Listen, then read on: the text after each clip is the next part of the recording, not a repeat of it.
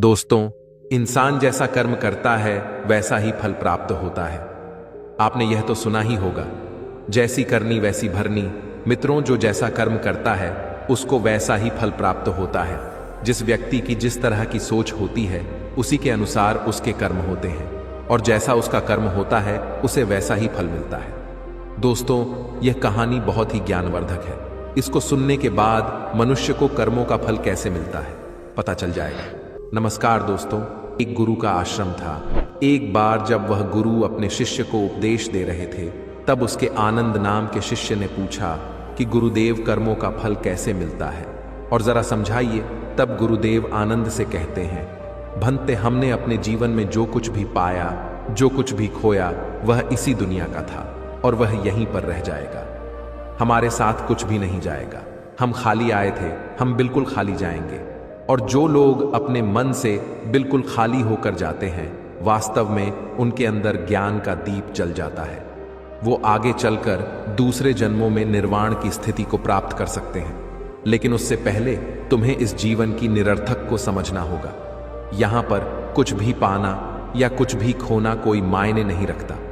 हर इंसान को बचपन के दिन प्रिय क्यों होते हैं? क्योंकि उस समय उसे कोई भी चिंता ही नहीं रहती।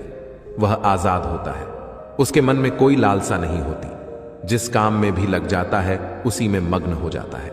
लेकिन जैसे जैसे इंसान की आयु बढ़ने लगती है, वैसे वैसे उसकी इच्छाएं, उसकी कामनाएं दिन ब दिन बढ़ती जाती हैं। और इसीलिए अक्सर इंसान भविष्य की तैयारी में लगा रहता है या फिर अतीत के बारे में सोचता रहता है और वह वर्तमान में जीना भूल जाता है।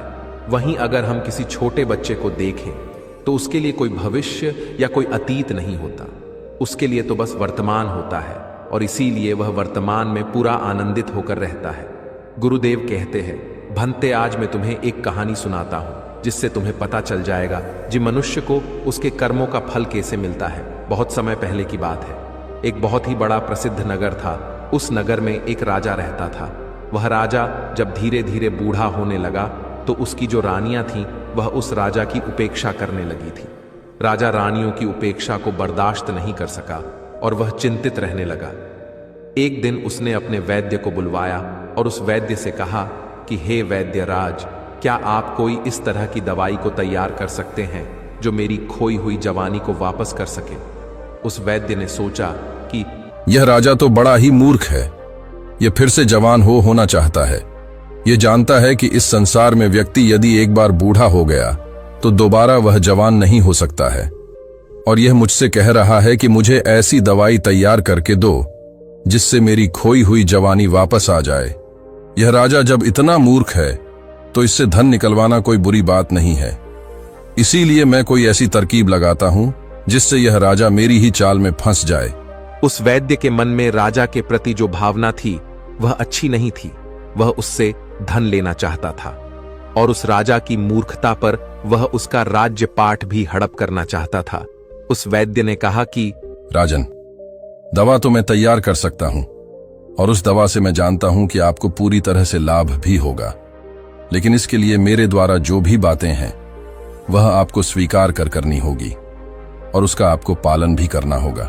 राजा ने पूछा कि कौन सी बातें हैं? उस वैद्य ने कहा कि इसके लिए आपको करीब 8 महीने तक तहखाने में रहना होगा। राजा ने कहा कि किस लिए? वैद्य ने कहा कि यह दवा तभी अपना प्रभाव डाल पाएगी जहां पर सूर्य की किरण न पहुंच सके। तहखाना ऐसी जगह है जहां पर सूर्य की किरण नहीं पहुंच सकेगी।